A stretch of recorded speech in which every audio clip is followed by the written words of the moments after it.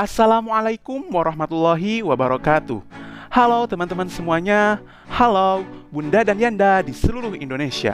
Perkenalkan, nama saya Ilham Syahrul Mubarak, mahasiswa Institut Agama Islam Darussalam Ciamis, program studi Pendidikan Islam Anak Usia Dini.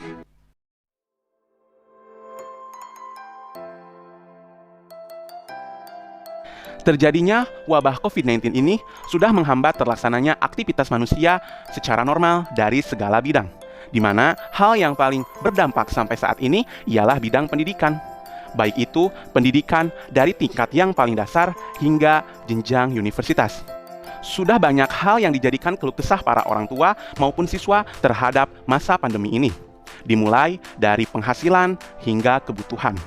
Pembelajaran anak usia dini tentunya bertujuan untuk membantu perkembangan setiap anak, di mana selama masa pandemi ini membuat sekolah terpaksa harus ditutup. Semua siswa harus belajar di rumah atau belajar secara daring. Namun, walaupun harus di rumah, mereka tetap harus belajar untuk membantu perkembangan dan mempersiapkan ke jenjang pendidikan selanjutnya. Dinamakan anak usia dini ialah anak yang baru lahir sampai saat usia 6 tahun, di mana pada saat usia ini merupakan usia yang sangat menentukan dalam pembentukan karakter kepribadian anak. Mengenai pembelajaran anak usia dini secara daring ini, Kementerian Pendidikan dan Kebudayaan telah mengatur kebijakan melalui Surat Edaran Nomor 4 Tahun 2020, di mana sebagai upaya untuk menegakkan kegiatan belajar mengajar di tengah pandemi COVID-19 ini. Surat Edaran Nomor 4 Tahun 2020 ini berisikan beberapa hal, yaitu 1. Pembelajaran dilakukan secara daring, baik itu interaktif maupun non-interaktif. Dalam keadaan seperti ini, sebagai pendidik juga harus mengikuti kurikulum. Maka pada saat situasi seperti ini, Kemendikbud mengeluarkan kurikulum darurat. Pembelajaran yang dilakukan pun tidak sama dengan cara pembelajaran di sekolah, akan tetapi mengikuti pembelajaran sesuai dengan keadaan rumah dan lingkungannya. Yang kedua, guru harus memberikan pendidikan kepada anak-anak tentang kecakapan hidup, yakni pendidikan yang bersifat kontekstual sesuai kondisi rumah masing-masing, terutama pengertian tentang COVID-19 mengenai karakteristik, cara menghindarinya, dan bagaimana cara agar seseorang tidak terjangkit. Yang ketiga, pembelajaran dilakukan sesuai dengan minat anak. Dengan begini, pembelajaran tetap dilakukan agar anak tidak mudah bosan. Pada hakikatnya, anak usia dini adalah masa di mana anak suka bermain.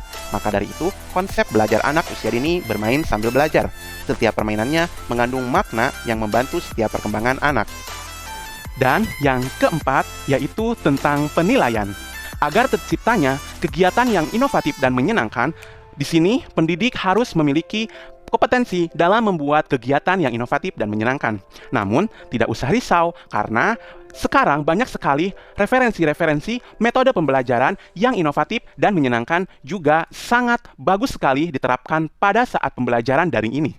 Salah satu contohnya ialah metode pendekatan pembelajaran STEAM menggunakan bahan luspat, di mana dengan metode ini, pendidik dapat membuat kegiatan pembelajaran secara daring ini dengan menyenangkan dan inovatif, di mana pendidik dan orang tua dapat menggunakan alat dan bahan dengan barang-barang yang ada di rumah, juga di sekeliling rumah, contohnya perabotan dan lain-lain.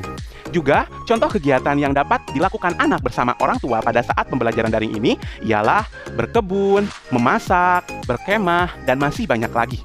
Tinggal pendidik tingkatkan dan kembangkan dalam membuat kegiatan yang inovatif juga menyenangkan. Dan tetap mengacu pada prinsip pembelajaran PAUD.